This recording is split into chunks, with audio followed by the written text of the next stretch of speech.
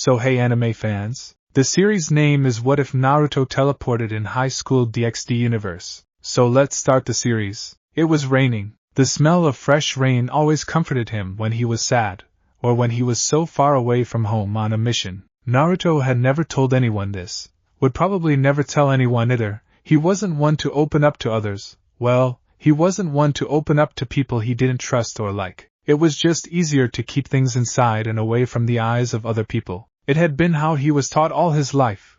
Even if it was just a short 12, almost 13, years, it was that same lesson pounded into his head. Emotion was weakness. Weakness was intolerable. And whereas a normal person would be aghast and horrified at the idea of teaching children to suppress their emotions, Naruto didn't complain. His caretakers, for lack of a better word, had given him food, clothing, shelter, and a means by which to defend himself, so going along with their brutal, harsh training methods and styles was a small sacrifice. After all, the executioners were the oldest organization in the elemental nations, hunting criminals to near extinction using any method they wished, while also remaining completely neutral in the genocidal war going on between Tyrus and the religious province of Indyashka.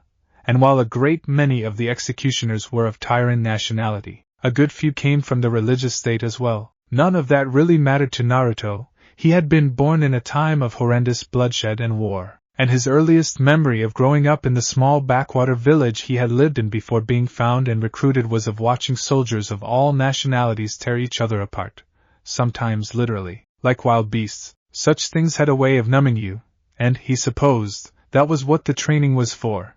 Get used to cruelty, depravity, and brutality so it won't be as bad when you experience such things yourself. And the methods they employed to teach and train went hand in hand with learning to use the powerful internal energy that was chakra. To use it properly, that is, to not go insane and murder everyone around you, required intense physical and mental discipline. So much so, that only 10 people every 30 years learned how to use it at all, and even then in incredibly specialized ways with limited abilities, called jutsu. He had to suppress a shiver at the thought of that training. Even the normal executioner training, which had a 95% was out aka dying rate, paled in comparison to chakra training. He and his 9 fellows had been hand-selected to receive the special teachings and chakra abilities of their forefathers. He was just unlucky enough to have been assigned the chakra of the 10-tailed wolf. Don't get him wrong, it was so powerful it could obliterate entire dimensions and allowed him to regenerate from wounds and harm of any kind instantaneously. But the power, like all powers, came with a drawback. He began to suffer from a horrible case of insomnia, sometimes going weeks without sleep, and developed a sociopathic nature. It was almost impossible, when including the training, of both executioner and chakra-based, of controlling and suppressing emotion that he simply stopped connecting emotionally with other things. Truly, he had absolutely no empathy for others of any kind, but none of that mattered anymore. He was free, or as free as being in a jail cell could be. What had happened was, Naruto had gotten curious about what all he could really do with his chakra. So instead of asking the captain as he normally would have done, he went and stole the forbidden scroll to see if there was any kind of information. He hadn't have anticipated that the first ability he saw recorded had been an interdimensional transportation technique, nor did he expect it to backfire and drag him, the scroll, and pretty much everything in his small room with him. What was most curious, however, was that as he was being transported, he idly thought he saw a giant red dragon in the rainbow of colors, which was preposterous. Dragons had been extinct for over 2,000 years. When he had woken up from unconsciousness, it was inside of a jail cell for the City of Ko Police Department. They had interrogated him 5 times already on his sudden appearance before he gave up and just stared at them until they left him alone to think on what to do. Now, his first order of business was to retrieve his weapons, armor, scrolls and other assorted bits and bobs that had been transported with him. Easy enough, these people were pathetically weak, evidenced by the broken arm one of the officers now had after he had made the huge mistake to physically touch him. Second order of business was to find a place to stay and recover. Also easy, abandoned warehouses and empty homes would be good enough for that. However, since he was in a jail cell, he decided to relax for a few moments, having spied a mirror on the wall, mayhaps checking to see if the trip had done anything to him physically. As he examined himself, he made a few mental notes. He was still on the shorter side for his age, standing, barely, at 4 feet 9 inches, although he made up for it with his thin, lean, muscled frame. His hair was still blonde and messy, shaggy from his decision not to have it cut a few weeks ago. His cheeks still had the jagged whisker-like scars going across them from his unfortunate run-in with a rather sadistic man by the name of Wolf, which had also cost him his left eye as well, with the remaining right one being a deep oceanic blue, although he did notice that his one remaining eye did have a dark set of bags under them. The police had let him keep his clothing, it seems, as he still wore his long-sleeved black shirt and black pants, with his favorite white hoodie over it, the hood doing a good job of pushing his spiky bangs onto his forehead, with his favorite pair of boots, the ones that had the orange straps on them, on. And so were his gloves as well. He liked these too. They had orange straps as well, and finally, covering his missing left eye, was a simple strip of cloth cut to work as an eye patch. His right arm was covered completely in bandages, hiding it from prying eyes. Simple and easy. Now, how to get out of this cell? Line break dash. Naruto was rather happy as he looked up at the building he had chosen to be his home for the foreseeable future. Breaking out and retrieving his stuff had been amazingly easy, and in some small part of him that he refused to acknowledge, he was actually disappointed. These were the people who were tasked with the duty of protecting the citizens of this city? Anyways, all it had really taken was to wait for the officers to fall asleep so he could pick the lock with his emergency bobby pin he always carried after the Wolf incident. His stuff had been unceremoniously tossed into an evidence locker by the police, and after a few moments, back in his possession. His armor mainly consisted of a metal plate attached at key points and bits of tactical gear attached to others. All of his weapons, which consisted of 3 swords, several thousand kunai and shuriken, a first aid kit, and several scrolls containing all of his worldly possessions, and the Forbidden Scroll, were secured to his person. Back to the present, the building that Naruto had chosen was located inside of a school compound and was fairly tall, covered in ivy, and very dark, if not a bit spooky. Naruto tilted his head a bit before bringing his hands up into a cross sign, causing 3 puffs of smoke to appear before they dissipated to reveal exact copies of himself. Alright, we'll split up and cover the entire building. If you see anyone or anything of major interest, dispel. The information will come back to me so I can decide what to do with it. Naruto ordered in a quiet tone of voice. His clones nodded and began to slowly explore the building. Line break dash. It didn't take them long to find the occupants of this building, all of whom were gathered in a central room. After going through a few options of introduction, the blonde decided to just do it and get it over with. Like ripping off the arm of a mirelurk, swift and relatively painless. After arriving at the door that his clones had indicated, Naruto reared his leg back, and after a brief instant of channeling some chakra, kicked the door clear across the room, where it embedded itself in the wall. As he stepped over the threshold, Naruto idly took stock of the occupants. Then there was the petite white-haired girl with golden eyes staring at him with narrowed eyes that belayed her shock and fear, an emotion he was used to seeing in the eyes of others when it came to him. And finally was the handsome blonde that Naruto immediately dismissed as a threat, while he could sense a great deal of latent and dormant power inside of him. It was obvious that his fellow blonde was incapable of accessing it properly, thereby removing him from the threat list. Indeed, his senses were telling him that all of the occupants weren't exactly human, especially the white-haired girl. She reminded him somewhat of Yujito, the Jinchuriki of the two-tailed cat, which took the form of a giant cat made of blue fire. Interesting. The redhead gave him a deadly glare that did little to affect him. He had seen scarier on the faces of both men and women who were many times more dangerous than her. Who are you? What are you? Which of the 3 faction are you from? Faction? Well, he was an executioner. What was he? As far as he knew, he was human, and it was kind of obvious who he was. He was Naruto. My name is Naruto. I have no idea what you mean by the 3 factions, and I am 83% sure that I am human. May I ask what your names are? The redhead replied hesitantly. He assumed she was the leader of the group. My name is Rias Gremory. Beside me is Akino Himejima, my queen. By the door is Kaneko Tujo, my rook, and Kiba Yudo, my knight. Why are you here? Naruto nodded and filed the names away. I am seeking shelter from the rain. I would be most appreciative if you allowed me to share your dwelling until it stops. The girl, Rias, gave him a look for his rather formal request before she nodded. I have half a mind to deny you, but if you tell me how you managed to make my door fly 3 inches into the wall, I'll let you stay here." And so Naruto explained, in vague details, what he was and how he used chakra, which the girl Kaneko winced at, to fight. At the end of it, Rias was quiet while looking at him in the same manner that a lot of politicians did after they saw him perform or fight, as if she were weighing his worth and value as a person. He didn't like that look. Despite his emotionally stunted nature, he still felt some kind of anger at being judged like meat. Finally she spoke. "Tell me, Naruto, do you have a family?" Family? He didn't really recognize what the term meant, but from what he knew it was a group of biologically related individuals who lived together. "No, I do not believe I have a family." The other girl, Akino, asked him then, "What about your parents?" That he was familiar with. "If you are referring to my biological donors, I do not believe I have ever met them." Rias gave a short nod, secretly disturbed by the clinical answers he had been giving, while Akino gave him a thinly veiled look of pity. "And if I were to offer you a family and friends?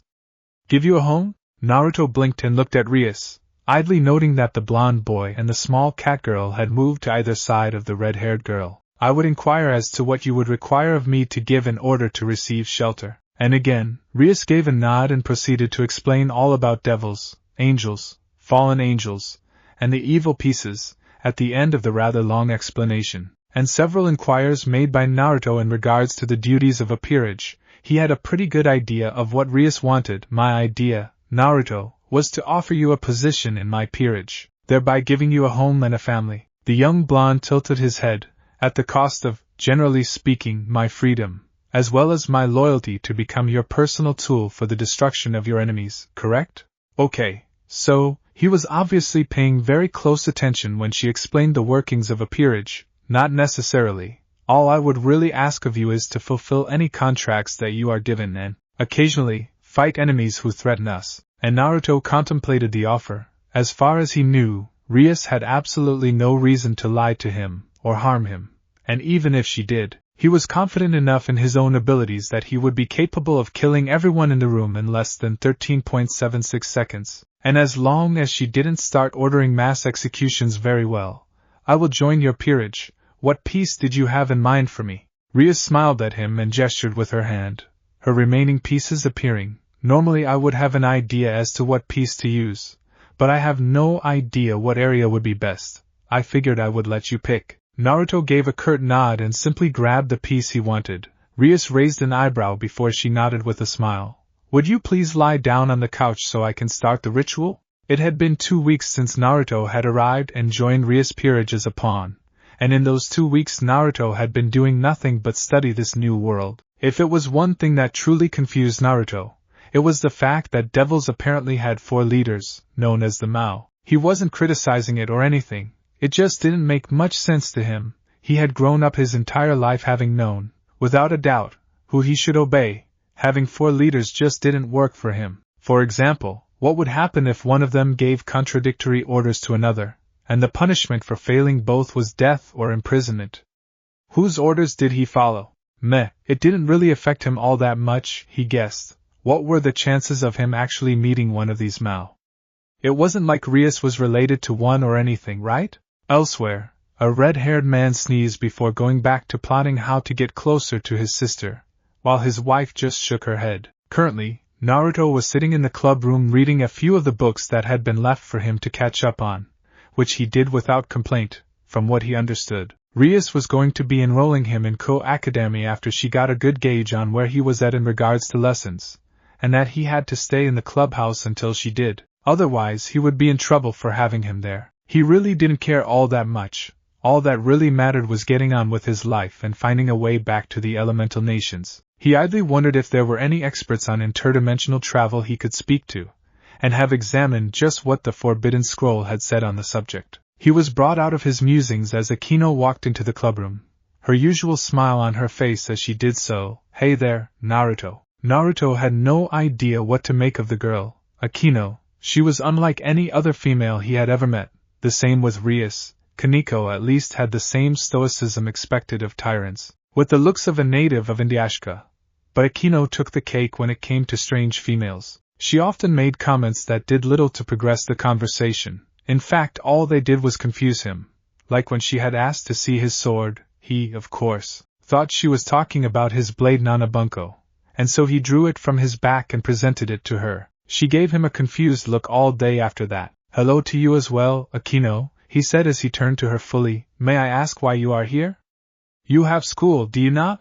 The raven-haired girl nodded as she sat down on the sofa next to him. "Yes, but Ras wanted me to come by here and ask you some questions for your school records, and I thought I might also get to know you better and see just how strong you are, and also why Rias had to use that mutation piece to reincarnate you," she thought afterwards, thinking of the failed few attempts at first, before they found the perfect piece for him. Ah, that made sense. What kind of questions do I need to answer for Rias? She pulled out a form and set it in front of him, and he grabbed a pen to begin filling it out.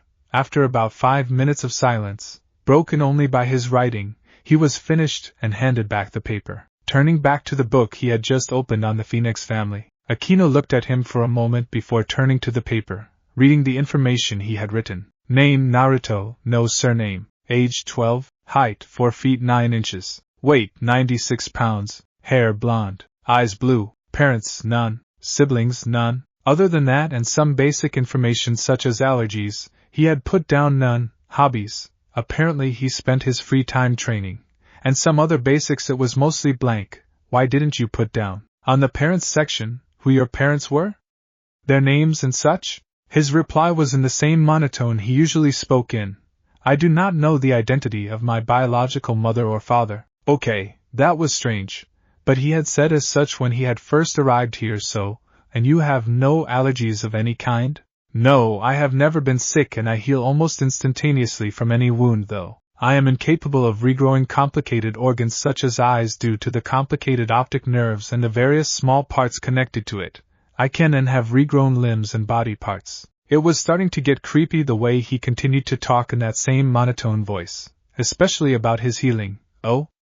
When did you need to regrow any limbs? For that matter, how do you know you can't regrow eyes and such? She definitely got a reaction that time. Naruto's hand shot up and began to rub his left eye patch while his one remaining eye narrowed to stare into space. A man named Vol thought it imperative to test the limitations on my healing factor. His voice was like a frozen tundra then, and Akino shivered. Alright, time to back up. Well, anyways, Rias asked me to test and see how strong you are, so, how would you rank yourself in your own way? I am listed as a SS class in the Executioner Bingo book, Naruto said as his frigid glare left, leaving the same blank look on his face. A SS class? Akino asked with not a small amount of disbelief. What is the ranking system in your home? Okay, this he could do. He had spent a long time memorizing everything he could about the ranking system. There are 2 systems. The first is the regular system used for private contractors and regular military personnel. And then there is the S-class system. Each one has different merits and operates side by side to each other. To start off in the regular system, there is E and D ranks, commonly referred to as cannon fodder. They are the weakest, most numerous ranks in the world. Then there are the C and B ranks, the people who are stronger than average, but not quite as elite as others, or officers as they're called commonly. And then the A ranks, the elite, the captains and generals of considerable strength. Then there is the S-class system. To be a recognized S-class, one has to have been recognized as an A rank officially, but exceptions can be made, such as in my case where I was automatically declared an S-class. Akino nodded, thankful she managed to get onto a subject he seemed to be quite talkative about. What is the difference between an S-class and an A rank? How are they measured by? The measurement used by tournaments and events is that an A rank is worth 2 B rank, a B rank 2 C rank, a C rank 2 D rank, and a D rank worth 2 E rank. As for the difference between an A and an S, he paused here and thought about it, a small crinkle in his brow as he frowned in thought. An S-class is worth, from my understanding, about 1,000 A ranks. Akino's eyebrows shot up at that. Really? Naruto nodded. Yes, really. Now, S-classes have their own ranking system based upon how many S-classes they are capable of terminating by themselves. It commonly comes down to this. SS class means that I am worth 2 S-class individuals. A triple S-class is worth 3 SS class. A SSSS class is worth 4 SSS class. A SSSS class is worth 5 SSSS class. And SSSSS classes are worth 6 SSSS class. Anyone above the SSSSS class is an abnormal and with an undefined level of strength, thereby keeping them from receiving a rank. We will get to them later. As it were, there are rarely, if ever, anyone capable of claiming a spot as a quintuple S class, let alone a sextuple S class, who are called the Four Monsters. At this current moment of time, there are only 10 quadruple S class people, 3 SSS class, 10 SS class, and about 50 or 60 S class alive. The abnormals, however, are recognized as the absolute epitome of strength and power, comparable to gods in mortal flesh. He winced alongside her at the mention of gods. They are beyond recognition in a normal sense of rankings and systems. They only come around rarely, if ever, in entire lifetimes, and even then they are called Allfathers. So far, by my recollection, there have only ever been 6 people to have ever even achieved that level of strength. The first 2 were Hashirama Senju and Madara Uchiha, who were recognized as Allfathers at the same time since they were only truly powerful fighting side by side, giving them the same position at the time, meaning that they only counted as one Allfather, both of whom founded the Executioners a little over 1,000 years ago, maybe 1200, during the era of the warring clans, about 100 years before Tyrus was founded by August the Conqueror. The next was Hanzo the Salamander, who built the current system of recognizing strength and power. After Hanzo was a man named Nagato the Cripple, who built the single greatest library to have ever existed. After Nagato was Tartaros the Bastard, who caused the Great War to break out between Tyrus and Indyashka after an incident involving the differing ideological beliefs about religion. After Tartaros there was an absence of an Allfather for about 150 years until Nobunaga the Strange came to the spotlight, where she then proceeded to revolutionize war by introducing firearms to both sides of the conflict. Surprisingly, she lived for around 120 years, still fighting on the battlefield. She only died around the time I was 3 or 4 years of age. After she died under weird circumstances, and after her was he trailed off as his face hardened, the scars almost seeming to darken as he thought about the last Allfather, Raisin the Thunderclap, who at the time of his appointment was the Grand Totalitarian General of Tyrus. It took a few minutes to absorb the amount of information Naruto just spewed at her, as well as his apparent hatred of the man named Raisin, and by that time Naruto had just returned to his book, apparently all talked out. Well, considering he had just spoken more than he had since his arrival, she wouldn't push him to speak more, although she did get an idea. How do you rank our peerage in strength? He didn't even look up. C rank mostly. Kiba is at least a high D low C, while Kaneko is a low to mid C. You and Rias are both mid C. Akino blinked. That was a rather blunt assessment of them if she ever heard one. And what makes us so much weaker than we are in your eyes? How can you tell if we are without having seen us fight? Naruto's answer was almost flippant and dismissive. You do not walk like people of great strength or power. What did her way of walking have to do with anything? As far as she knew, she walked with confidence. And just how do we not walk as if we have power? How can you even tell? When powerful, or even just strong, people walk, they unknowingly exude an aura of casual arrogance. Their stance, bearing, stride, and even their expression shows that they have nothing to fear from any attack, the young blonde said as he flipped a page. All of you walk as though every step you measured and calculated just how much grace and poise to put into it.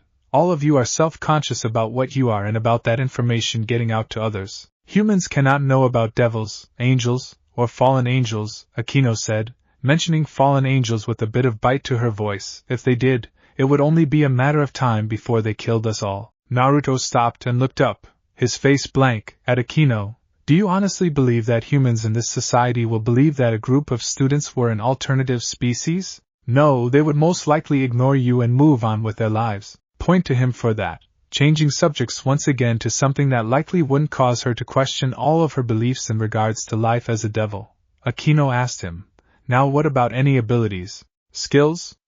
Special powers aside from super strength? It had been 2 weeks since Naruto had arrived and joined Rias Peerage as a pawn, and in those 2 weeks Naruto had been doing nothing but study this new world. If it was one thing that truly confused Naruto, it was the fact that devils apparently had 4 leaders, known as the Mao. He wasn't criticizing it or anything, it just didn't make much sense to him. He had grown up his entire life having known, without a doubt, who he should obey. Having 4 leaders just didn't work for him. For example, What would happen if one of them gave contradictory orders to another, and the punishment for failing both was death or imprisonment? Whose orders did he follow? Meh, it didn't really affect him all that much, he guessed. What were the chances of him actually meeting one of these Mao? It wasn't like Rias was related to one or anything, right? Elsewhere, a red-haired man sneezed before going back to plotting how to get closer to his sister, while his wife just shook her head. Currently, Naruto was sitting in the club room reading a few of the books that had been left for him to catch up on, which he did without complaint, from what he understood. Rias was going to be enrolling him in Co-Academy after she got a good gauge on where he was at in regards to lessons, and that he had to stay in the clubhouse until she did. Otherwise, he would be in trouble for having him there. He really didn't care all that much. All that really mattered was getting on with his life and finding a way back to the elemental nations. He idly wondered if there were any experts on interdimensional travel he could speak to, and have examined just what the Forbidden Scroll had said on the subject. He was brought out of his musings as Akino walked into the clubroom, her usual smile on her face as she did so. "Hey there, Naruto." Naruto had no idea what to make of the girl, Akino. She was unlike any other female he had ever met. The same with Rias. Kaneko at least had the same stoicism expected of tyrants, with the looks of a native of Indiashka. But Akino took the cake when it came to strange females. She often made comments that did little to progress the conversation. In fact, all they did was confuse him. Like when she had asked to see his sword, he, of course, thought she was talking about his blade Nanabunko, and so he drew it from his back and presented it to her. She gave him a confused look all day after that. "Hello to you as well, Akino," he said as he turned to her fully. "May I ask why you are here? You have school, do you not?" The raven-haired girl nodded as she sat down on the sofa next to him. "Yes, but Ras wanted me to come by here and ask you some questions for your school records, and I thought I might also get to know you better and see just how strong you are, and also why Rias had to use that mutation piece to reincarnate you," she thought afterwards, thinking of the failed few attempts at first, before they found the perfect piece for him. Ah, that made sense. What kind of questions do I need to answer for Rias? She pulled out a form and set it in front of him, and he grabbed a pen to begin filling it out. After about 5 minutes of silence, broken only by his writing, he was finished and handed back the paper. Turning back to the book he had just opened on the Phoenix family, Akino looked at him for a moment before turning to the paper, reading the information he had written. Name Naruto, no surname. Age 12, height 4 feet 9 inches, weight 96 pounds, hair blonde, eyes blue, parents none, siblings none. Other than that and some basic information such as allergies, he had put down none. Hobbies, apparently he spent his free time training, and some other basics. It was mostly blank. Why didn't you put down, on the parents section, who your parents were? Their names and such? His reply was in the same monotone he usually spoke in. I do not know the identity of my biological mother or father. Okay, that was strange, but he had said as such when he had first arrived here. So, and you have no allergies of any kind? No, I have never been sick and I heal almost instantaneously from any wound, though I am incapable of regrowing complicated organs such as eyes due to the complicated optic nerves and the various small parts connected to it.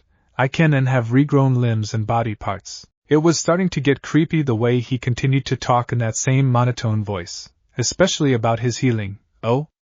When did you need to regrow any limbs? For that matter, how do you know you can't regrow eyes and such? She definitely got a reaction that time. Naruto's hand shot up and began to rub his left eye patch while his one remaining eye narrowed to stare into space. A man named Vol thought it imperative to test the limitations on my healing factor. His voice was like a frozen tundra then, and Akino shivered. Alright, time to back up. Well, anyways, Rias asked me to test and see how strong you are, so, how would you rank yourself in your own way? I am listed as a SS class in the Executioner Bingo book, Naruto said as his frigid glare left, leaving the same blank look on his face. A SS class? Akino asked with not a small amount of disbelief. What is the ranking system in your home? Okay, this he could do. He had spent a long time memorizing everything he could about the ranking system. There are 2 systems. The first is the regular system used for private contractors and regular military personnel, and then there is the S-class system. Each one has different merits and operates side by side to each other. To start off in the regular system, there is E and D ranks, commonly referred to as cannon fodder. They are the weakest, most numerous ranks in the world. Then there are the C and B ranks, the people who are stronger than average, but not quite as elite as others, or officers as they're called commonly. And then the A ranks, the elite, the captains and generals of considerable strength. Then there is the S-class system.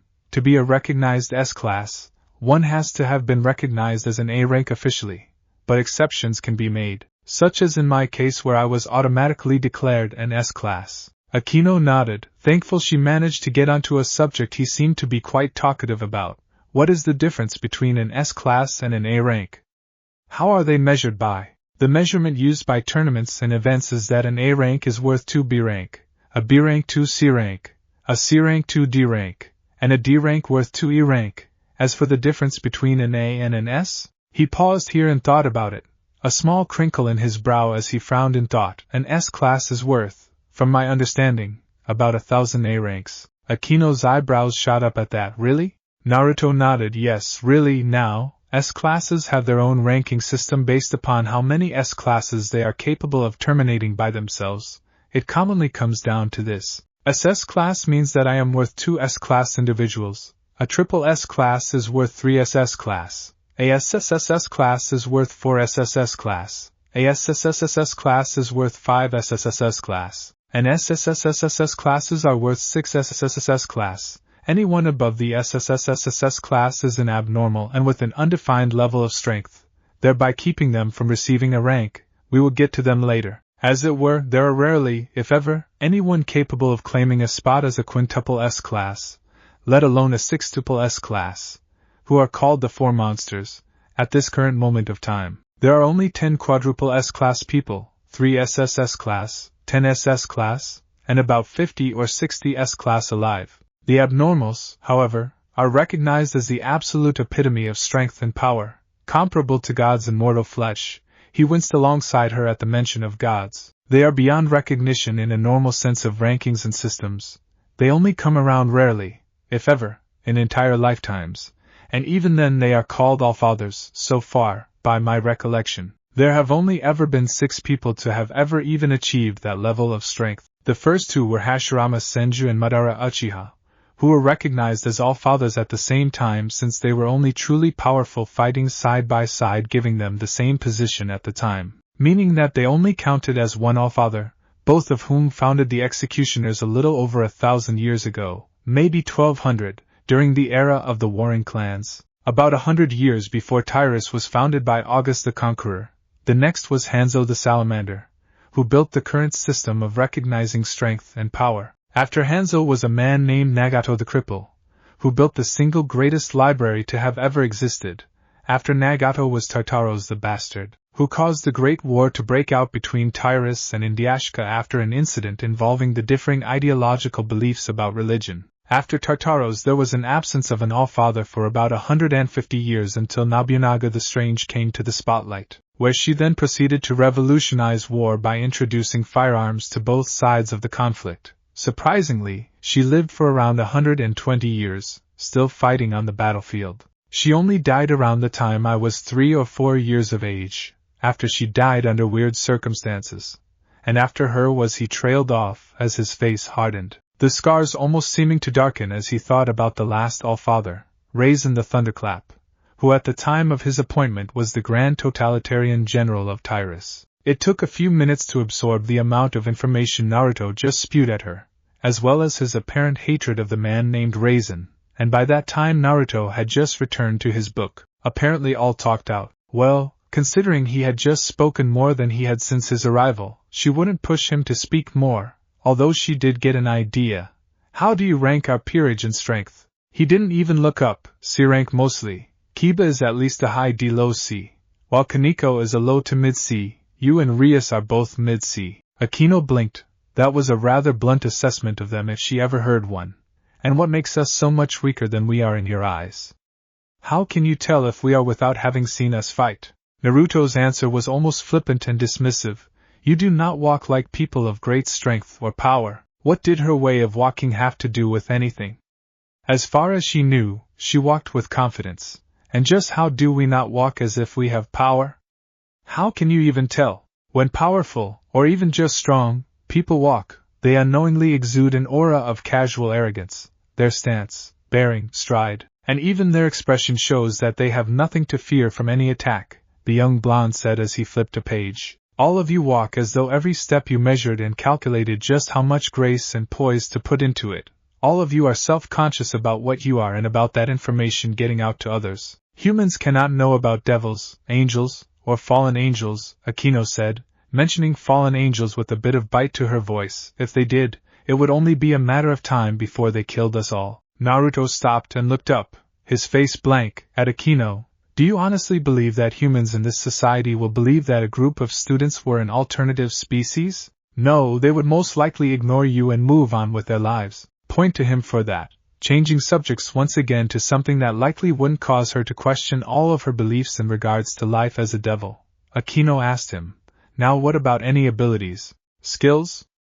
Special powers aside from super strength? It was official. Naruto absolutely hated Shido Koichi with a passion rivaling that of the sun. It had been about 3 hours since he had crushed Tsunoda's hand, which he didn't regret, and also 3 hours since he almost got kicked out of school by Shido, which would have happened had Siko, the chubby boy who was apparently named Kota, and the brown-haired boy Issei all standing up for him. But because of Tsunoda being the son of an, apparently big-time, businessman, Naruto now had to serve detention with him and the new PE coach after school. And while he normally wouldn't have cared all that much, and he would have sent a shadow clone to serve it for him, Rias had gotten wind of it, and basically made him go to detention. Which was unfair because he did a good thing and was getting punished, although, now that he thought about it, her anger might have been more directed at him because Tsunoda had a shattered hand and wrist than anything. The blonde pushed a snort down. If the idiot had been stupid enough to antagonize him,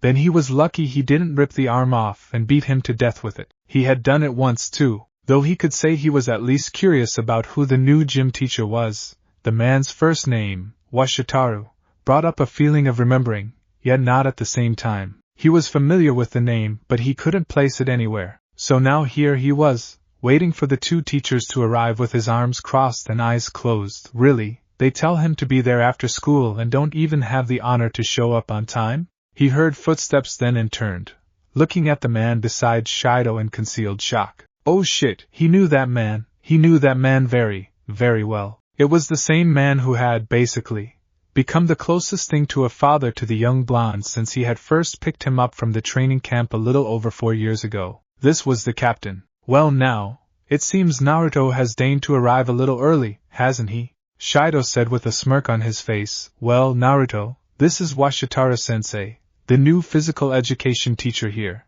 and the man who will be serving your punishment to you. It was obvious to the other two males that he held quite a bit disdain for both the man and the position, but Washitara didn't react in any way to it.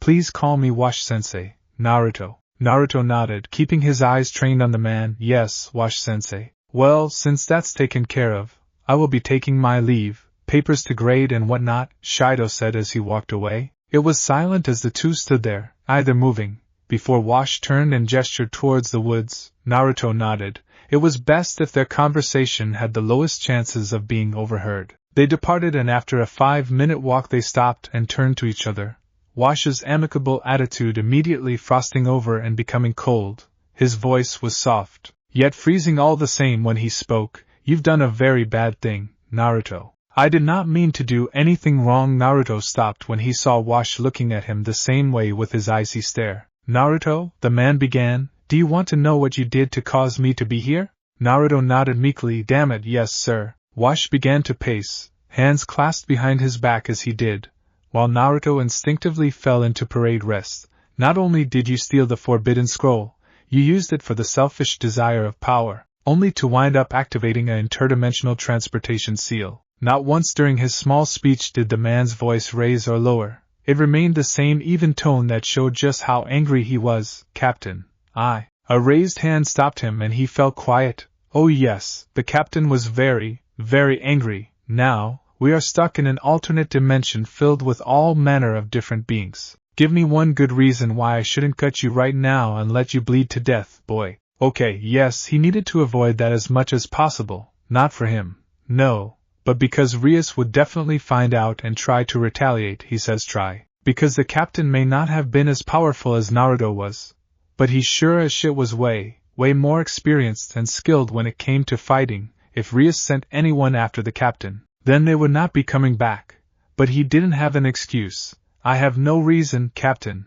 I will accept any punishment you give. Wash sighed tiredly as he rubbed his eyes. He was way too old for this shit. Naruto, I have no intention of punishing you. He saw the shock and gave a short bark of amusement. The only reason I'm here is because Lord Raisin is furious that you left. As the All-Father, he is the de facto leader of the executioners. And you being a member who left without a trace makes you a danger. What were your original orders, Captain? Naruto asked, silently relieved he wasn't going to be punished. Wash gave a grunt as he answered, the orders were to find you, kill you, retrieve the Ten Tails chakra, and come back.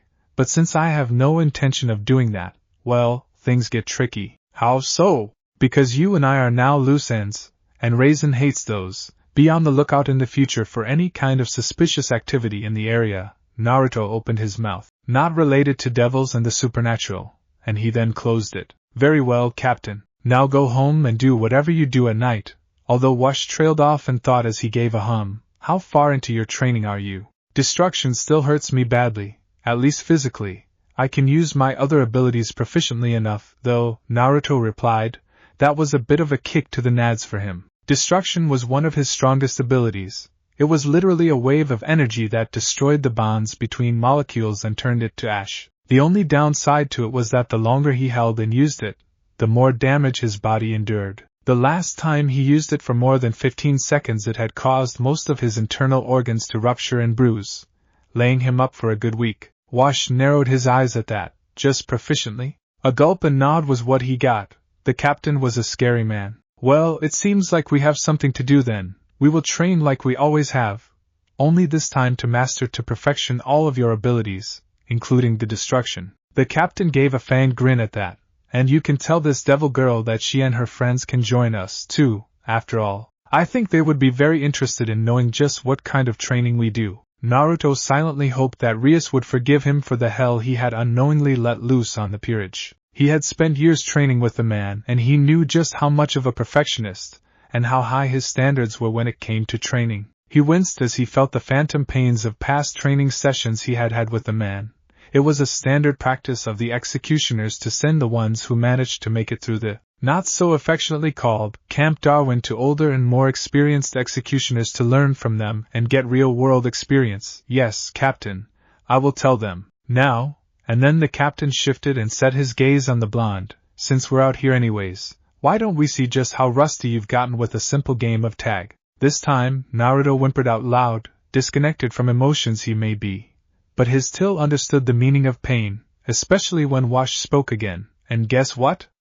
I'm it. Line break dash. Kaneko frowned as she smelled Naruto walked back into the clubroom, covered in dirt and grime and smelling like he had just ran straight through a literal shitstorm. She frowned even more when she picked up the scent dried blood on him. Turning from her spot, the hidden Nikomata blinked as she saw his torn uniform and dirt and stick-covered form. Damn, whatever detention he had with Wash-sensei must have been horrible for him to look like that. Oh, how little she knew. Rias frowned as she looked at Naruto. She had to concur with Kaneko, though.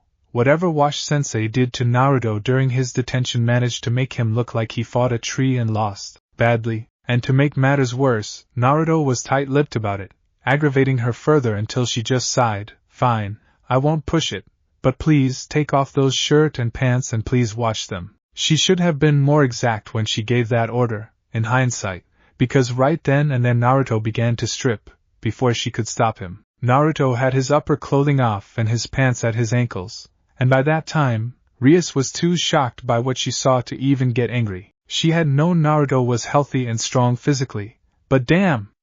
It was like his body had been sculpted out of marble. She wasn't even entirely sure that a 12-year-old was capable of having that compact and defined muscles.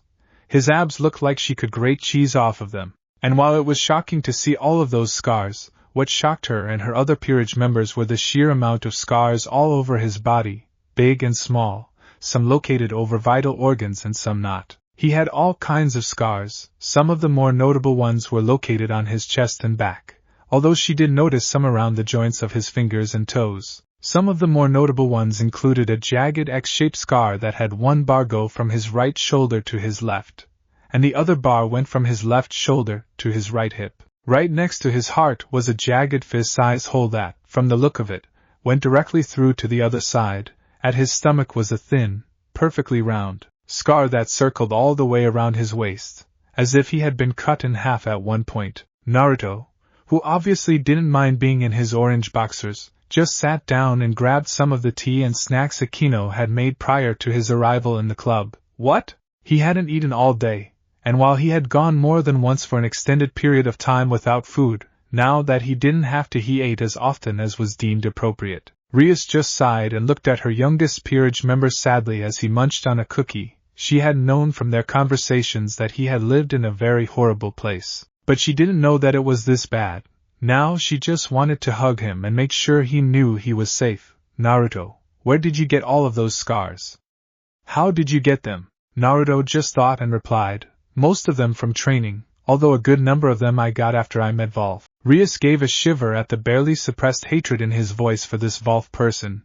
Whoever that was must have done something incredibly horrific to him for Naruto to truly hate him. Well, do you know where this Volf person is? Maybe we can find him and... No, Naruto said with a surprising amount of authority. Volf dropped off the map after some disturbing things came to light in regards to his personal life and actions during his service as an apprentice for Orochimaru, a scientist under the employ of the Tyrant military. And even if you did find him, Rias, Volf is, while not as powerful, or even the most powerful, a credible and tangible danger to anyone who is his opponent without powerful backup. The Gremory heiress nodded at that, filing it away for later. You're speaking from experience. Naruto nodded his head as he looked out the window at the blue sky, all the while rubbing his bandaged arm. Volf is a bad man, as bad as they come. He'll do anything to achieve his goals. And what are his goals, exactly? His eyes had become disturbing and empty when he looked back at her, and when he spoke it was so soft and empty. Rias began to worry for his mental health, and not for the first time. His goal is to know everything in the world. That was weird. He wants to know everything in the world. Yes, Volf is a prideful man, very, very prideful. He absolutely hates not being the best at anything. And to ensure he is the best at everything, he wants to know everything. Naruto answered with a shrug. All he really is a man who feels inferior to others for some reason. He's a dime a dozen, but he managed to get power to back his pursuit of superiority up. What makes him so dangerous, then? The fact that, at least to him, there is no such thing as an uncrossable line. Line break dash. He wasn't an entirely vain man, at least he believed so, even if others disagreed on that part. But when you're this handsome, who could blame you? Oh, how he loathed his current appearance. But for the sake of cover, for the sake of staying alive, he would deal. Yes, he may have lost a good deal of the physical strength he had back in Tyrus, and his connections in politics and the higher-ups in the food chain had all but become worthless here. But he was safe for the time being, and that meant he could plan. He never rushed that process. Oh no, it would have been too easy and foolish to make any kind of mistakes. If he rushed, he could miss minute details. Details that held more value than others would believe and understand. A pawn was worth quite a bit at the end of the game, after all. Although he had hit a few bumps in the road, nothing he couldn't sort out, anyways, but still, bumps were unappreciated, if expected and planned for. But a big shock had come to him when he had learned that the Ten-Tails was here as well. That he wasn't expecting, but he was nothing if not adaptable. He had to be, of course. The game was always and ever-changing. Only fools and the ignorant stuck to rigid battle doctrine and never changed. Only fools and the ignorant discarded tools as worthless or broken after a single failure. Which was why he was furious when the Ten-Tails had slipped from his possession not once, but twice. And all because his subordinates didn't have the same patience he did.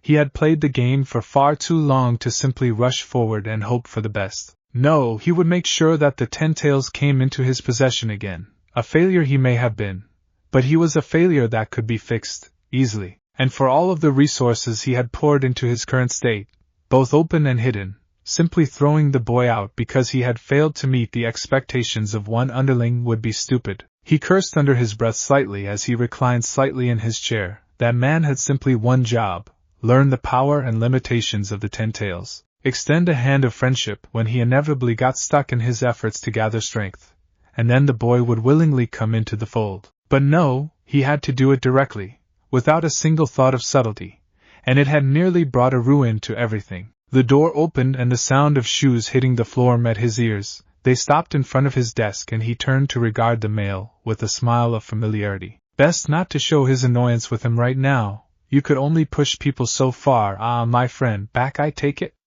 Would you care to report? Of course, came the reply in the steady voice he was known for, the small hint of glee hidden well in the tone. The girl was oh so willing to work with us for the time being. Her companions, aside from the man, were a bit more hesitant of our offer, but they went along with it regardless. He waved that away. They are of little to no importance to me. What does concern me is her apparent obsession with obtaining these sacred gears. Do you perhaps know why? Yes, stroke his ego a bit by letting him flex his knowledge. Let him think he was his equal if only for a few moments. These sacred gear are like the chakra of the Jinchuriki. Each one is different and adjusts and changes in regards to the user. They were created by this world's god. He didn't even try to hide his sneer at that, to help humans combat these devils. Interesting, he would have to find one of the sacred gear wielders and dissect them for study. And which people, pray tell, does she know of who have these sacred gears? One she knows of, a girl who will be arriving in the city within 2 weeks. The other is a boy, Issei Hayadu, and she only has suspicions about him, was the answer. Issei Hayadu, eh? He didn't see it. Oh well, alert the others. Have them watch for any signs. Tell our associate that we will be observing him as well. If they decide to move, we will be there to assist if need be. A nod, and the others? I know most of them are getting fidgety about waiting. They want action. Let them wait. It will make it all the better when they actually do get what they want. Oh, how it was simple to manipulate them to do what he wanted. Dismissed. Go back to their hideout, and do as I've told you. He nodded again and turned, already halfway across the threshold when he was stopped. And Tenran, please tell Volf that if he jumps the gun, as they say, again. His voice got colder as Tenran began to grin to an insane degree. I will personally ensure that he spends the rest of his life begging for mercy I will never show. The now named Tenran nodded, his large frame barely passing through the door as he did. Oh, how it was good to be the boss. Line break dash. It wasn't often that Millette felt that what she was about to do was wrong. Millette was a pretty young girl around the age of 13 who wore a gothic Lolita style of clothing, which consisted of a black dress with white frills, a large black bow on the front, thigh-high white socks, black shoes, and a large black bow on her head. She had blonde hair pulled into twintails and blue eyes, with a single scraggletooth that she beat anyone who commented on it about. She wasn't normally this hesitant about doing the things that Rainier asked her to do, but since she shared these same concerns with California as well, she felt they were justified, even if Rainier was too blinded by her own pride to see just how bad these guys were. These doubts had only started when she got to meet the people that Rainier had been speaking of for quite some time. She had only ever spoken to 2 of them, the ones called Tenran and Volf, but it was enough for her to realize just how deep they were in associating with them. Tenran was physically scary. He was massive, maybe a little past 7 feet in height. With a heavily muscled, yet still skinny build, he was mostly bald, with a trimmed goatee on his chin, wearing a black jumpsuit underneath red-plated armor, a massive war club hanging over his shoulder, 3 thick and heavy metal rings wrapped around a thick black pole. His beady and harsh gray eyes screamed insane happiness when he had first been challenged by one of the rogue exorcists, a man named Fried Selzen, under their employ. His smear was still over by that wall over there. As for Volf, he was just fucking scary, even if he was physically attractive with his lean, wiry, and muscled frame, wearing a white button-up shirt under a dark blazer that contrasted his dark jeans and brown loafers well, his hair steely gray hair cropped and combed perfectly, while his blue-gray eyes held a deep and dark intelligence to them. If it hadn't have been for his cruel demeanor and complete disregard for even the barest hint of morals of any kind, she would have been smitten, not to mention his intense, all-consuming obsession with knowing everything he could. They had lost both rogue exorcists and fallen angels to his sick experiments, of which she wished she hadn't have been forced to watch. Oh yes, Millette had her doubts and hesitations, but, as Volf had put it oh so simply when they had arrived, cross us in any way, and you will beg your worthless, impudent god for mercy, then? We'll let Jackal have his fun with you. What kind of people did Rainier ally them with? Was gaining power really worth allying with people who talked so casually of horrendous and cruel things? Was it really worth making an enemy of the Gregory? Of abandoning them? Yeah, working for the Gregory wasn't a good way to gain power fast, but at least they had food, and beds, and were safe. But now she had to worry she would be chosen by Volf to act as his bedmate should he tire of Rainier, and she had seen the scars she accumulated after each bout. Maybe she should run away? Yeah, she could do it, too. Besides, she was going on a mission to observe the nearby devils, more specifically the new one named Naruto Uzumaki, and get as much information as she could out of him. It was a better mission than the one Rainier was on. At least she didn't have to seduce and go on a date with a pervert. It wouldn't be a stretch for her to disappear, right? To run away and live her life alone and in peace? Line break dash. Wash looked at the assembled group before him with a flat, dry stare. If this was what Naruto had spoken of when he mentioned that they were mostly C rank, he would have to disagree. They were barely able to pass as D rank. But then again, Naruto had known them for longer than he had, so he probably had more of an idea on how good they were than he did. That would change after his spar with Naruto, though. The rules were simple, though, no just, but chakra use was allowed. Wash wouldn't go for immediately life-threatening hits and Naruto wouldn't use any of his more deadly abilities. The two faced each other, Naruto tensed and ready, Wash relaxed and calm, for Rias to start the match. Wash was calm because he knew he could beat Naruto. It wasn't that he had more raw power than Naruto, or that he was faster or stronger, but because he had way more experience in fighting than Naruto did. He had sparred and fought with some of the strongest chakra users ever. He knew the limitations they imposed both physically and mentally. You see, when a person gets access to chakra, they develop a series of small biological tubes, for lack of a better term. These tubes expanded and strengthened, like muscle, with use and time. However, there was a limit, known as the chakra capacity, of how much chakra a person was physically capable of having inside them at any given moment. This capacity grew as they trained and used it more. But once it hit its peak, that was it. Then there was the chakra pool, the overall amount of chakra a person could generate in a 24-hour period. It ranged anywhere from a small to holy shit in size. Naruto had an amazing amount of chakra in his pool. Really, it was a ridiculous amount. So much so that his capacity suffered for it. He had little to no control over his massive stores, and therefore his capacity remained relatively small. Yes, it refilled fast, but there was a single minute of time in between his drained and filled states that he was completely incapable of overpowering him. And with the way Naruto went through chakra, Wash really had nothing to worry about. Rias stood in between them with her hand in the air, before bringing it down swiftly, shouting, "Begin!" Before leaping away, Naruto made the first move and blurred out of sight, only to miss as Wash ducked under the expected rear attack, and then be thrown brutally across the field by a simple grab and throw. The blonde rolled and drew a single kana before sending it sailing at the older man, only to blink as it was caught and thrown back. Wash mentally counted down how much chakra he had. 97%. He ducked and channeled more chakra into his limbs to move faster and hit stronger, before blurring again and activating his cloak of chakra, which looked like a wolf of energy around him. 47%. Wash sighed as he closed his eyes. While Naruto was very good at being unpredictable in a general sense, he tended to repeat failed maneuvers and correct them on the fly. He was sure he had beaten that out of the boy by now, and he knew that the initial chakra cloak cost more chakra as it went on.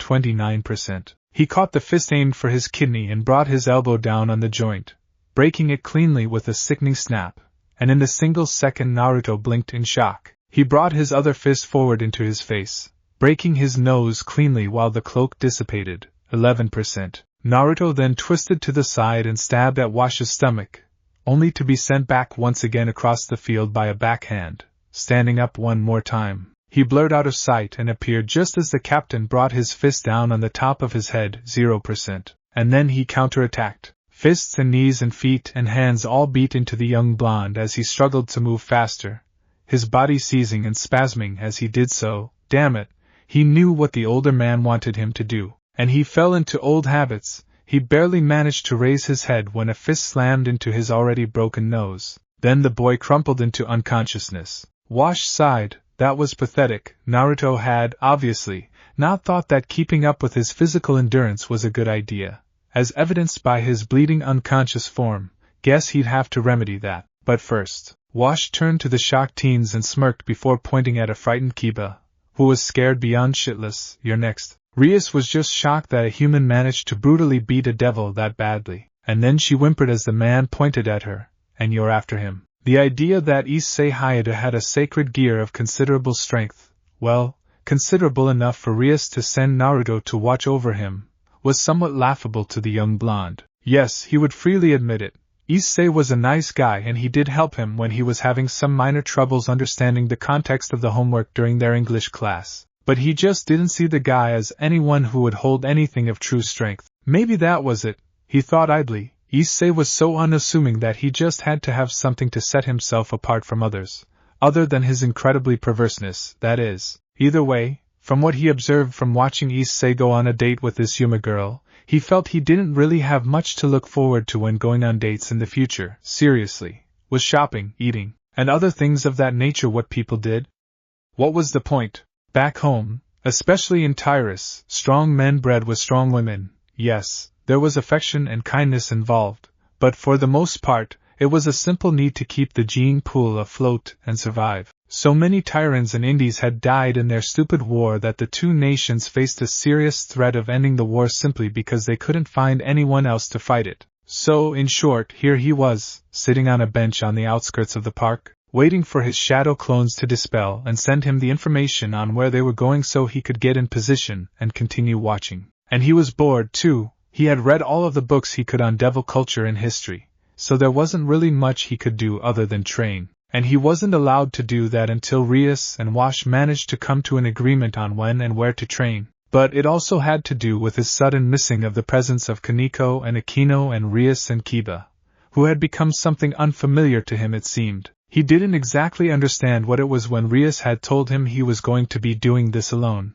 that feeling of something missing, so he shunted it to the back of his mind, where it would lay forgotten and ignored. His musings were cut short when a girl about his age sat down next to him and started to kick her feet.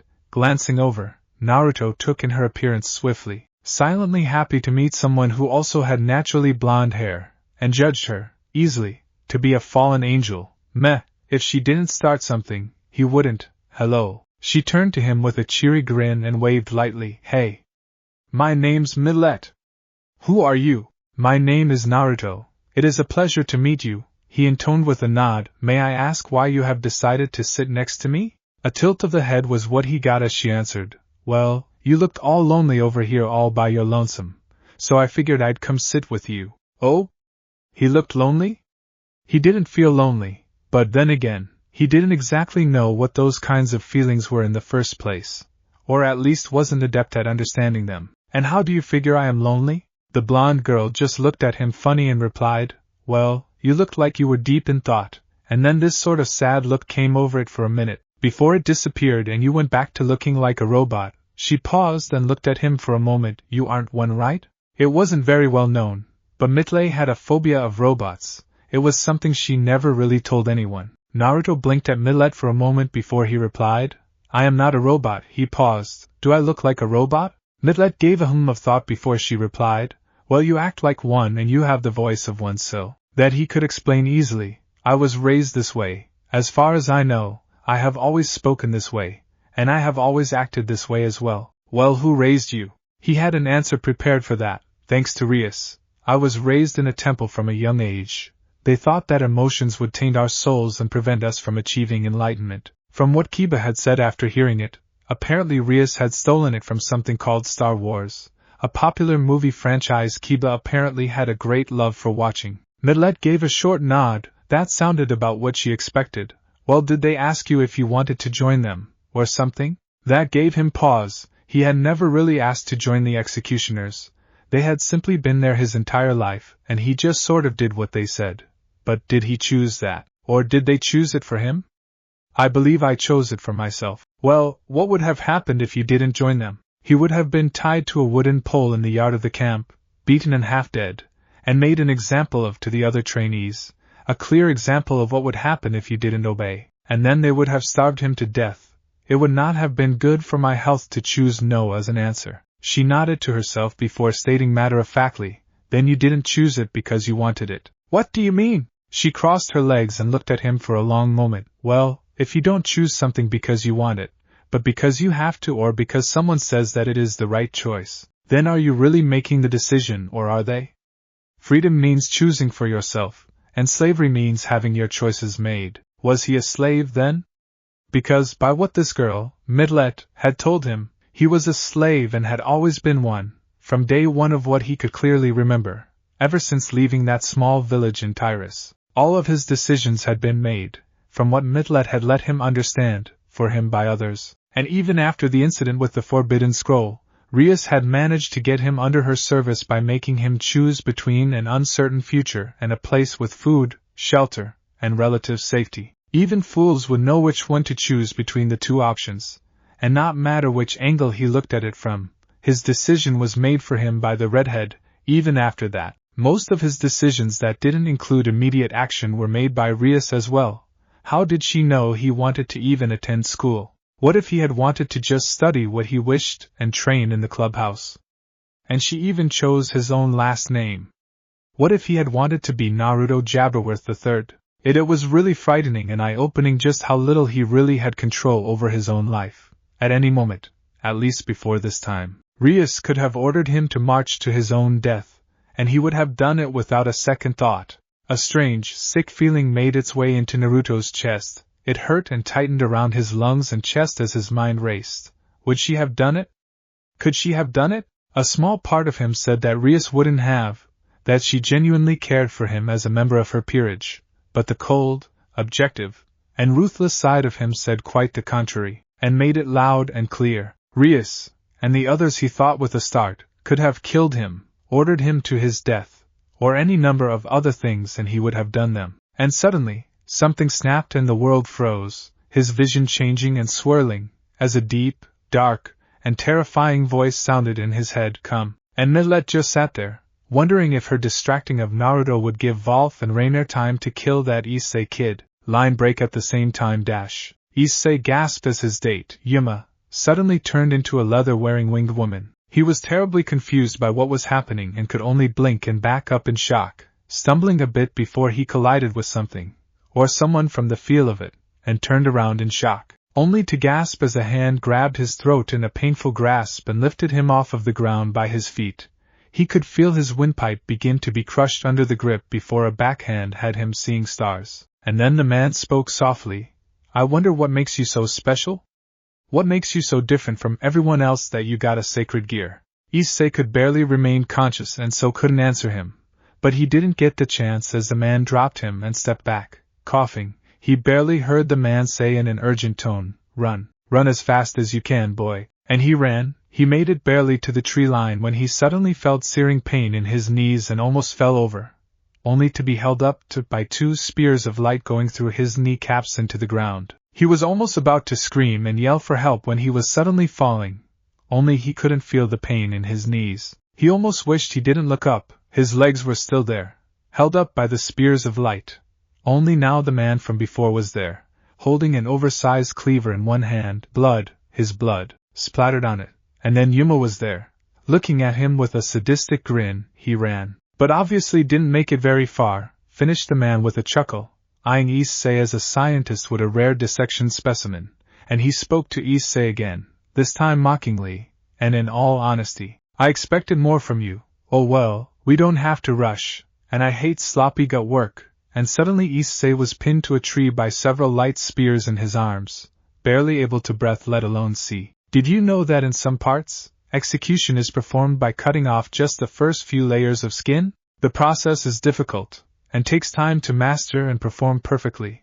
As if you cut too deep you remove most of the nerve endings on the muscle. He demonstrated by swinging his cleaver and skinning Issei's forehead. "It's called flaying." Another swing. This time his stomach lost a good portion of skin, and I consider myself a master. And then, after what felt like hours, Issei was left alone, the man and Yuma having left him half dead crucified to the tree. A paper, the same one from the other day, fell out of his pocket, and suddenly all he saw was flowing red hair. Line break back with Naruto.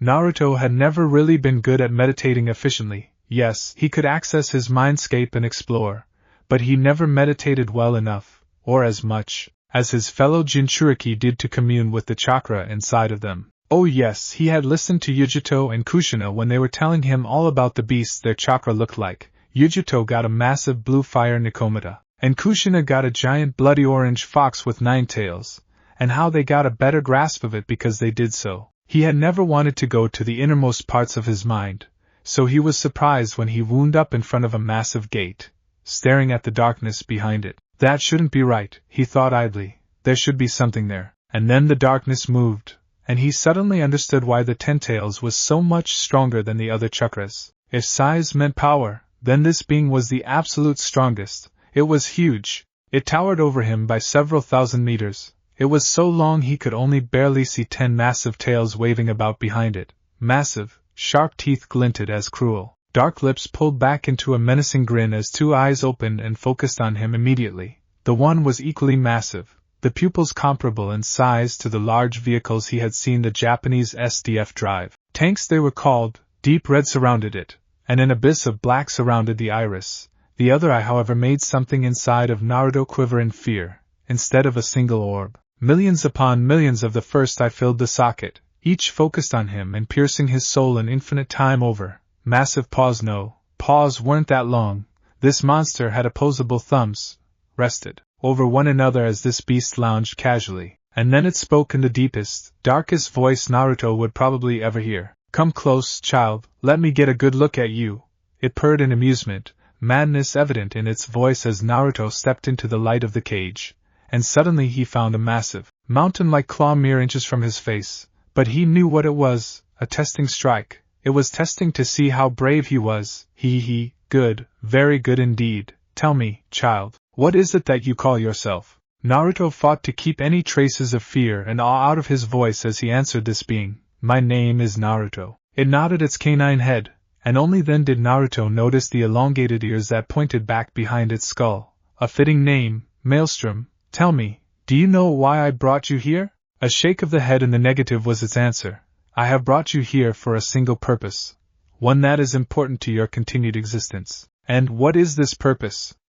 Naruto asked carefully. The wolf, for that is what it really was, grinned so widely Naruto worried it might tear its face apart.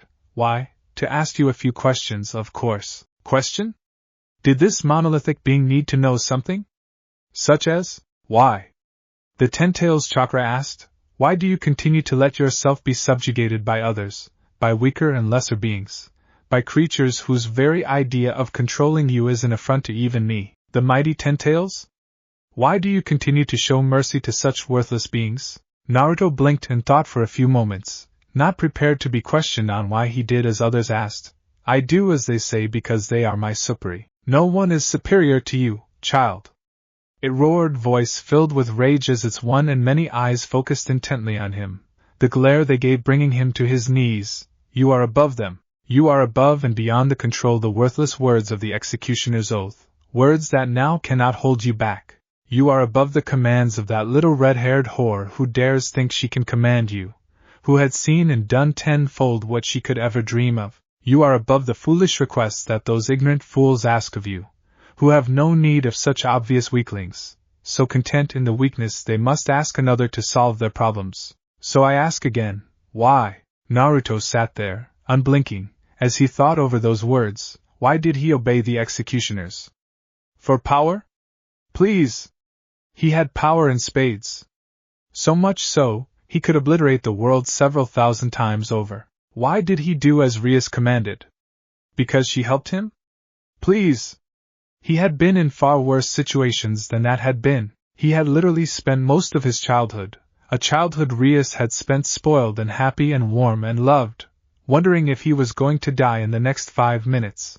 Why did he help Kiba, or Akino, or Kaneko, or even that chubby boy in class? Because he wanted them to like him, befriend him, to not leave him alone in the world? Please! He had always been alone, would always be alone.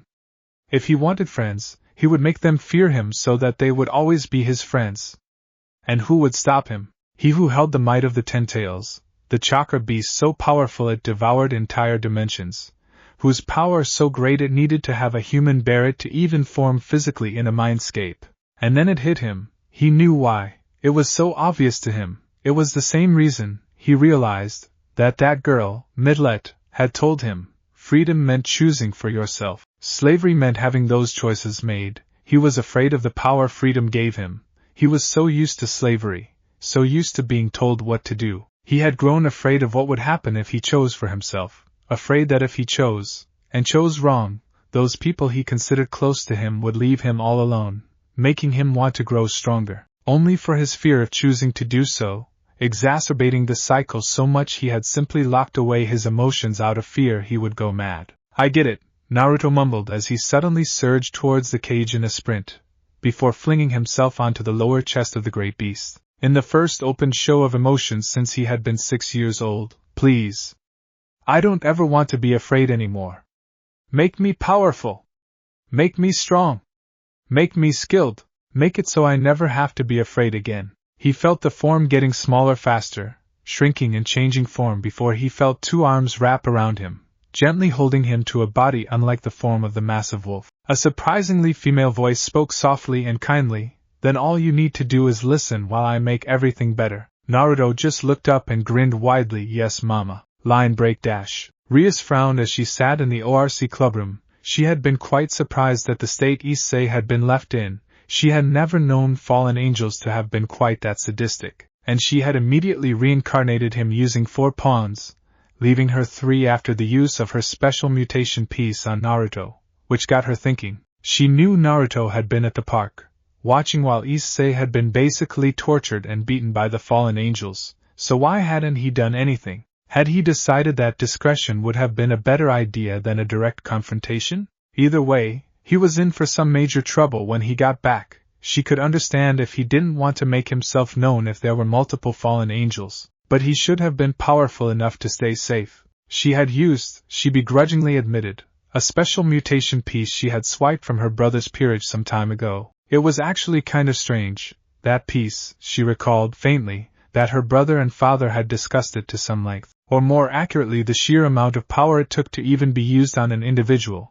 They had said it used more power from the recipient than all of the 4 Satans to even be used. Although it did come at a cost, Ajuka Beelzebub had stated that the piece made whoever had its existing mental conditions even worse and could potentially lead to others as well. She had watched Naruto after giving it to him, maybe not spending or interacting as much with him as she did the others, trying to see if it were true. She knew he suffered from severe insomnia, which became so much worse he couldn't even sleep, and that he was a sociopath incapable of connecting with others emotionally, which he seemed to do even less of. Now that she thought about it, maybe she should have a talk with Naruto and make sure that he was okay. She hadn't exactly been paying him much attention, and in hindsight it was unfair to him. She hoped he wouldn't be upset. Ha! Who was she kidding? Naruto probably didn't care, although it was hard to shake the thought that Naruto would be okay after a talk with her. Everything should be okay in the end, right? Right. Wash sighed lightly as he stared up into the early evening sky, a cigarette hanging out of the corner of his mouth as he gazed at the myriad of colors, deep in thought. Despite his relative youth, Wash in all actuality felt quite old. He was, chronologically, only in the beginning of his life, and he already felt the same old creaks and aches and tiredness that he vaguely remembered the elderly always complained about. He took a deep drag and let out the smoke after letting it set in his lungs, getting the full flavor and relaxation from the little white stick. It was honestly ridiculous that he felt this way. He was young and spry, and he was more than capable of combating any opponent who came at him. Within reason, he was an SSS class executioner for a reason, after all. But right at that moment he couldn't find the strength to even move after a long afternoon of thinking about his current charge, Naruto. The boy was a strange case, even by the standards of the executioners, even if it was a little bit. Whether anger or hatred or love or happiness, a small bit of emotion lived within them. It fueled their need to be stronger and better and faster. It was an intense love of the executioners themselves that made him push himself, despite not having access to chakra the same way Naruto did, to become the best. But Naruto didn't have any of those. At least, no immediate access to those emotions. Not even the most staunch of executioners had their emotions that badly stunted. to the point that they were made into sociopaths incapable of connecting emotions to people or objects, but Naruto did. It was frightening, when he really thought about it, because that way he wouldn't understand morality, of what right and wrong really were, and why they stopped criminals from doing the wrong thing. All it was a simple job to him. There was no joy or dislike he felt for it. There was no care if he were to get the wrong evidence and accuse the wrong person. It was as if he had been programmed to simply follow any order given by his apparent superior. It sounded like something that the old bastard would have done, if he weren't already ahead on a pike at the executioner's main facility. From what Wash had read, Jinchuriki like Naruto had to have some kind of emotion to channel their abilities fully through.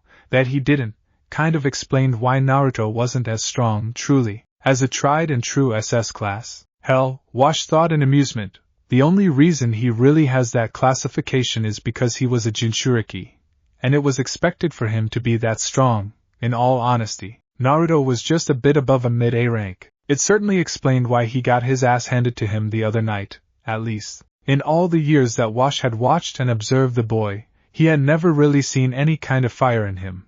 It was as if he just trained for the sake of power, nothing more. Wash's thoughts were stopped when he felt a surge of familiar energy suddenly appearing out of nowhere, causing everyone who wasn't a supernaturally powered person to collapse, and then he was gone, heading off to the park where he sensed it was coming from. Line break dash. Millette trembled from where she sat, trying to suck in a breath as the power emanating from her fellow blonde washed over her. She had never felt anything like this before. She had been near Azazel, the strongest fallen angel, and even he didn't exude this much pure power as this kid. She couldn't even move, and then he started to change. The energy began to recede, showing that it had covered every portion of his skin in a luminescent light blue energy. It formed a darker blue-colored coat with a black-colored bodysuit underneath that covered his torso, reached down his arms to his knuckles, and down his legs, stopping just above his now bare feet. He had a lighter blue-colored circle on his stomach and magatama of the same color around his collar. 6 bars of pure black appeared over his whisker scars and 2 horns of hair stuck up from his forehead.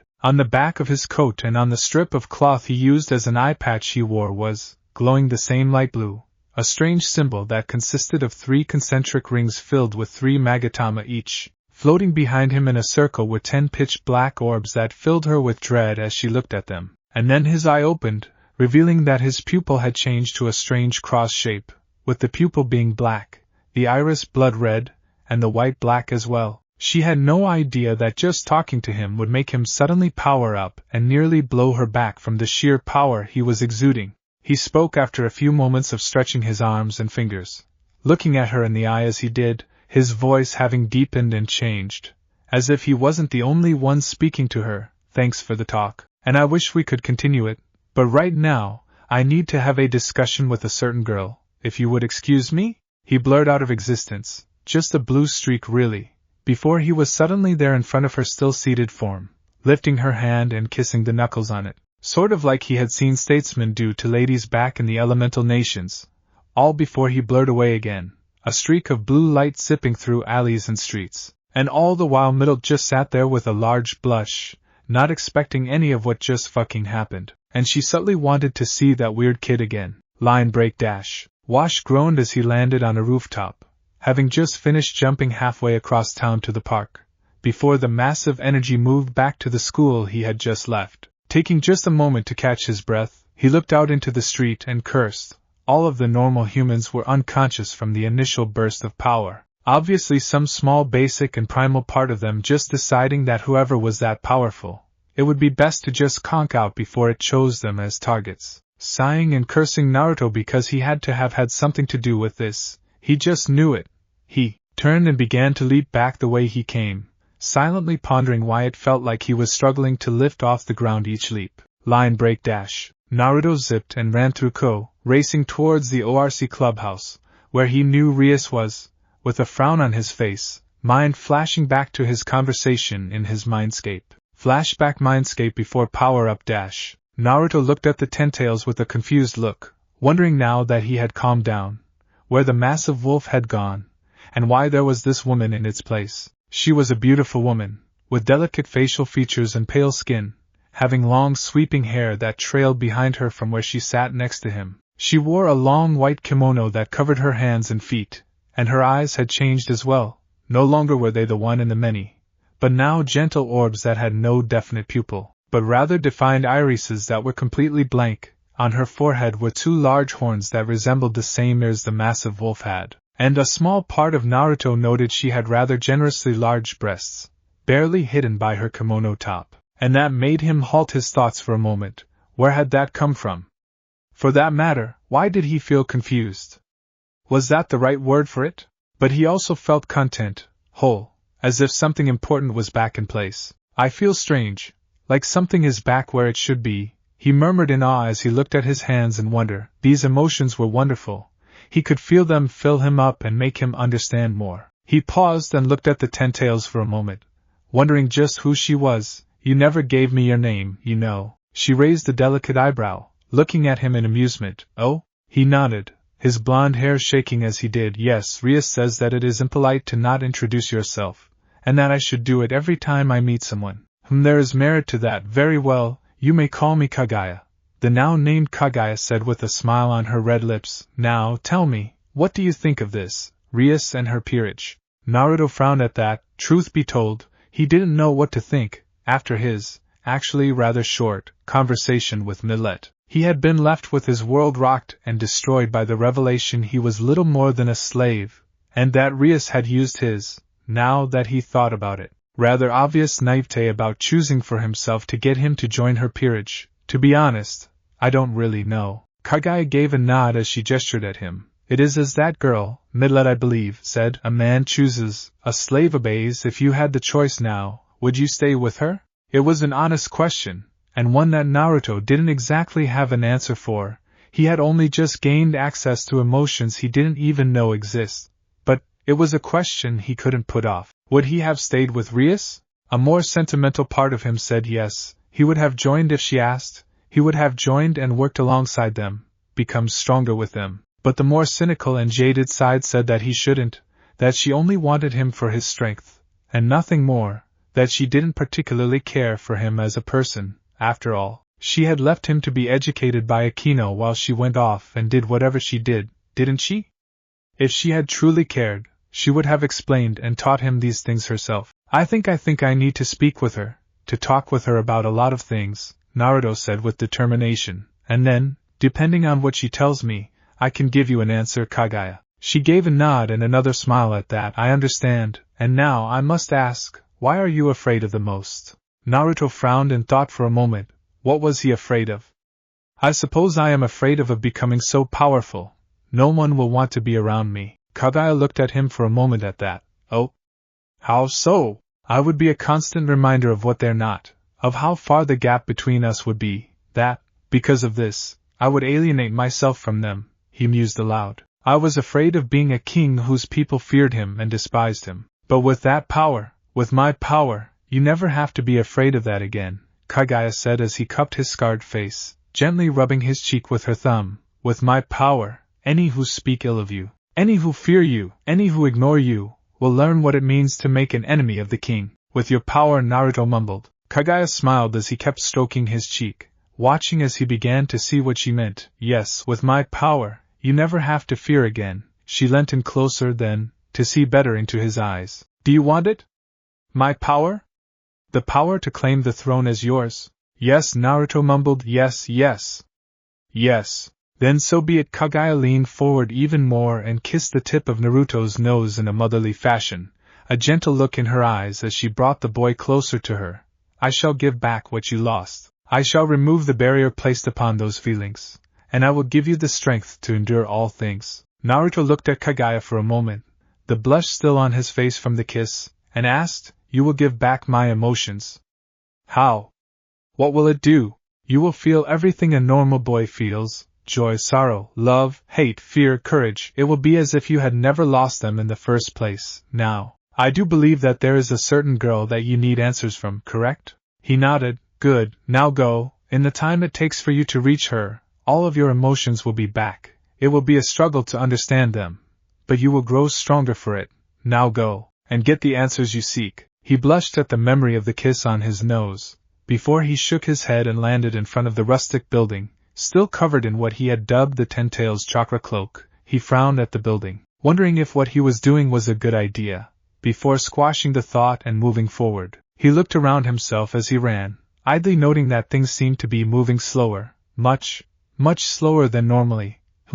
Food for thought after all this was said and done. He wanted answers, and if Rias didn't give him any, well, it wouldn't be pretty, he mused. They had never felt anything this powerful before. Not even Rias, who had lived with her brother her entire life, had felt anything this enormous before. It took all of her willpower not to simply collapse under the weight of it. The others weren't faring any better. Akino had essentially become glued to her seat and couldn't move, no matter how much she tried and strained to do so. Kiba had simply passed out, falling unconscious from the primal fear his body was feeling from the energy in the air. But by far, Kaneko had it the worst. She had simply shut down, and was sitting on the couch, frozen, staring into space with wide hazel eyes as her fight or flight instincts screamed at her to run like a bitch, while her Nikomata pride, long since ignored, screamed at her to find the source of this powerful chakra and make it hers. Issei was still blissfully unconscious from his earlier run-in with Valf and Rainer. They group tensed, well, the ones who could, as they felt the enormous aura approaching them at a fast pace, and from the feeling of the maelstrom of power, it was pretty upset. But little did any of them know that this show of strength attracted the attention of quite a few powerful individuals. In his dark office, the shadowed man sat and blinked curiously at the crushing pressure he felt, not at all bothered by it, even as his associates all began to drop to their knees. In a place full of swirling and spinning colors, a massive red dragon blinked as it felt a power almost equal to 0.001% of his full might at the edge of his senses. How cool! A small girl with black hair blinked stoically as she registered this power, before thinking of ways to recruit this being to her cow's brigade. All the while her subordinates talked amongst each other about what could make a power equal to some of their middle-ranked members. Naruto was entirely prepared to become a stray devil if the coming confrontation went south. It may have been a series of rash and confusing instances that caused him to have his current mindset, but that was okay. It really was. Naruto had been hunted before, probably would in the future, and he survived. With his newfound power, he could very well obliterate anyone who came his way. He sincerely hoped it didn't come to that, though, after an entire life up until a few weeks ago expecting to die and having to live in constant fear. Naruto finally had a chance to choose between living in fear of growing strong and shedding his bonds and being strong and having this thing called family. He reined in his newfound power and opened the door, the chakra covering him illuminating the room and casting shadows everywhere as the occupants looked to him in shock. Kaneko snapped out of her daze and fled to the other side of the room as Naruto advanced on Rias, his eyes filled with held-back rage. When he stopped right in front of Rias, who looked shocked to see him, he spoke. I believe we need to have a conversation, Rias, one that cannot be put off any further. Rias just nodded dumbly and sat down, gesturing for Naruto to sit on the opposite couch, which he declined, instead sitting on one of the black spheres circling his back that had enlarged to allow him to sit upon it.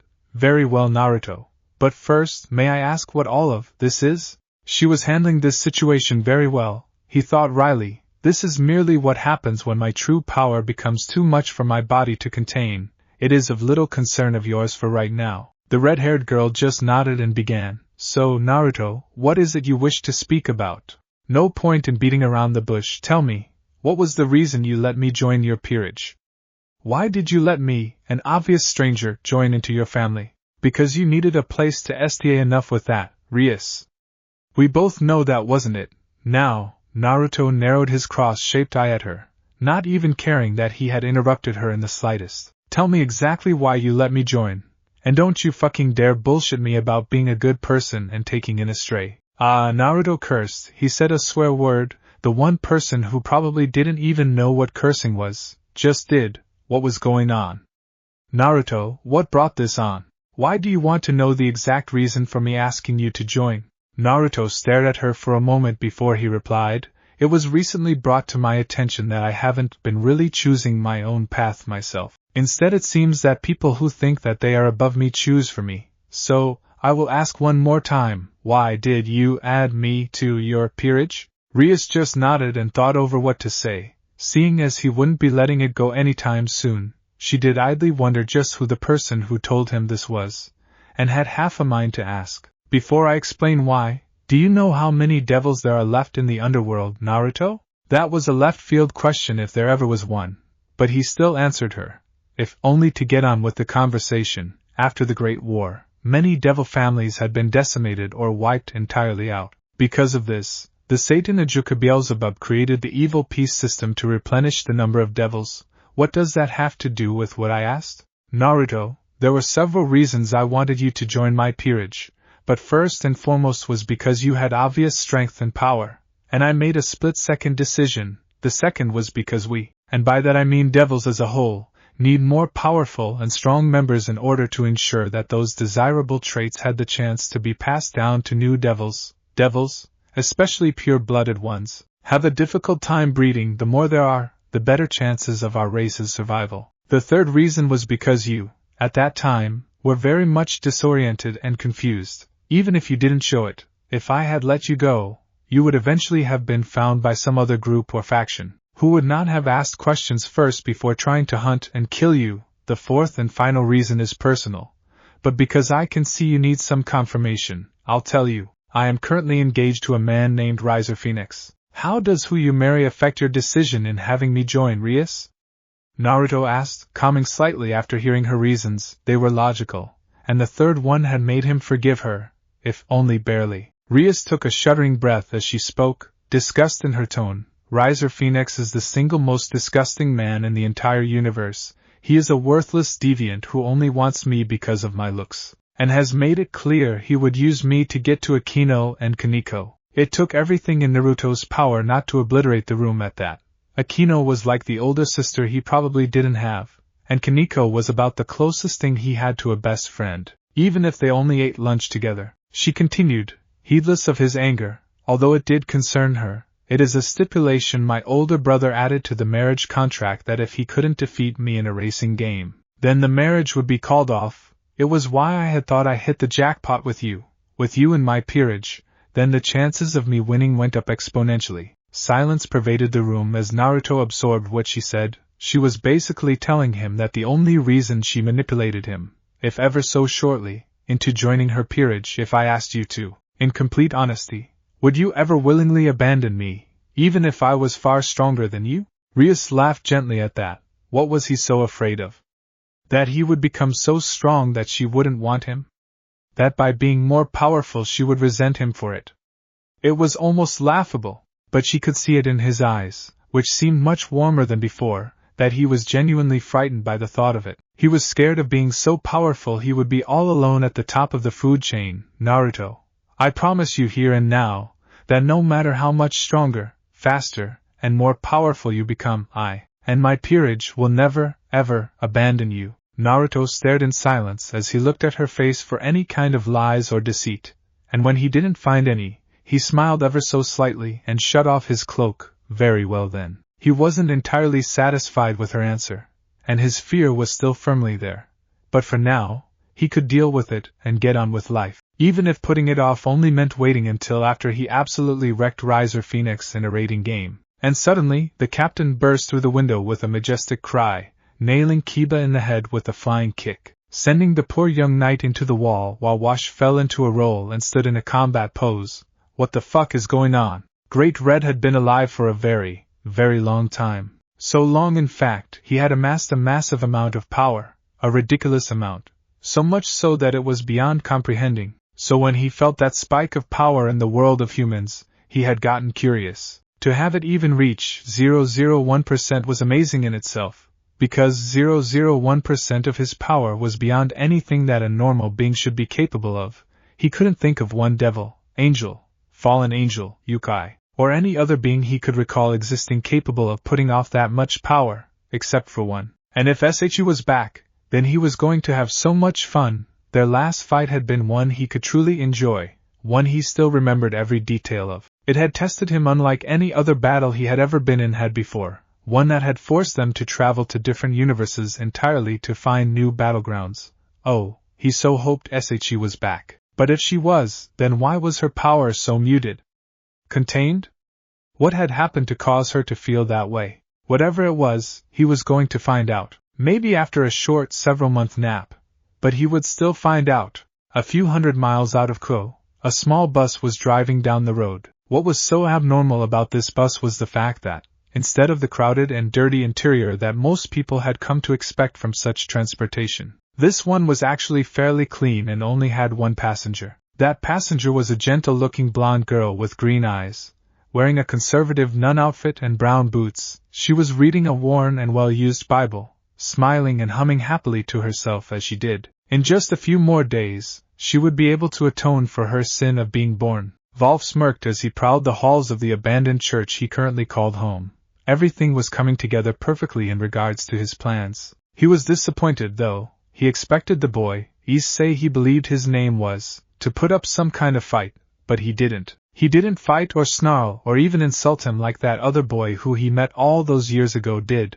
Now there was someone he eagerly awaited seeing again. Stopping outside of a particular door, he cracked his neck and opened it, silently wondering just why anyone needed that much pink on their walls. Seriously, it was like Barbie had thrown up all over the walls and doors of the room. Millette looked up at him and he smirked at her wide and fearful look. He had seen how she was so disgusted by him and his actions. Besides, she was one of those girls who was too proud and above such things as petty lust. Oh, how he was going to enjoy breaking her in. He so enjoyed the look of disgust on her face as he advanced, and he grinned widely as she backpedaled as fast as she could. Just as he was about to grab her, though, she suddenly lashed out and nailed him in the man's weak spot. He sunk to his knees with tears of anger and humiliation in his eyes as she ran from the room, stopping only to grab a backpack she had, probably, prearranged to use in case she needed to make a hasty evacuation and retreat. As he controlled his breathing and felt the pain ebb away, he snarled in hatred. When he got his hands on her, she would beg him for the mercy of a good fucking.